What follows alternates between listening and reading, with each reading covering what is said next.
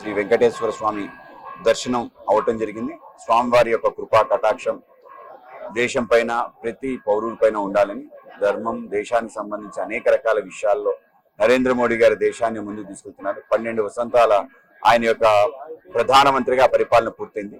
త్వరలో 25 సంవత్సరాలు, అంటే ముఖ్యమంత్రిగా 13 సంవత్సరాలు, ప్రధానమంత్రిగా 12 సంవత్సరాలు, 25 సంవత్సరాలు పూర్తవుతున్న సందర్భం కనుక దేశం ప్రపంచంలో అగ్రగామి దేశంగా అవ్వాలని, ఒక ఏదైతే విశ్వగురు స్థానం ఉందో ఆ స్థానానికి రావాలని చెప్పి స్వామివారు కోరుకుంటాం.